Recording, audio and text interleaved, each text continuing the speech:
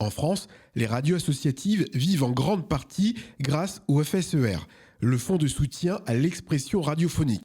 Une aide publique créée pour garantir la diversité des voix, soutenir les petits médias locaux et financer l'information de proximité.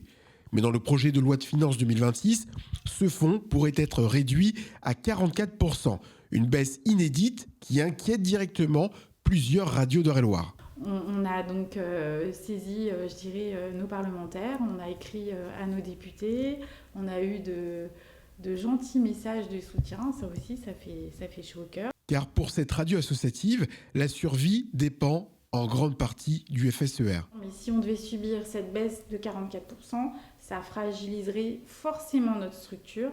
On dépend bien sûr des subventions, des dotations, donc nous, de notre côté, on a aussi des salariés et qu'on veut bien sûr garder et puis surtout maintenir notre activité radiophonique. Ça, c'est important. Voilà. Toutes les radios locales ne vivent pourtant pas avec ce modèle économique. À Châteaudun, Radio Intensité n'est pas concernée par la baisse du FSER pour une raison simple, elle n'y a pas le droit.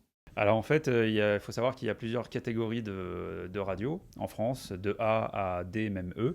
Et donc les catégories qui sont le plus proches de A sont plutôt des catégories locales. Et à l'inverse, plus proche de D, E, c'est des catégories nationales. Nous, à Intensité, reste une radio associative.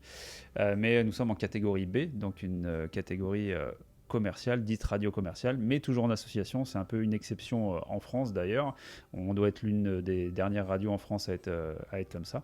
Et donc nous, en catégorie B, on ne touche pas ce fonds de soutien de l'État et notre chiffre d'affaires est fait seulement grâce aux revenus publicitaires. Un fonctionnement particulier qui rend ces petites radios autonomes financièrement. Mais pour la majorité des radios associatives, la baisse du FSER pourrait entraîner des suppressions d'emplois, l'arrêt d'émissions locales et affaiblir la présence de ces médias de proximité dans le paysage eurélien. Comme c'est le cas également pour Radio des Travaillés à Dreux, mais qui n'a pas souhaité répondre à mes questions. Benjamin Biolay, vous allez pouvoir l'applaudir donc samedi soir au Théâtre de Chartres, 20h30 pour le concert de John Chéral. Et on vous offre vos invitations toute la semaine.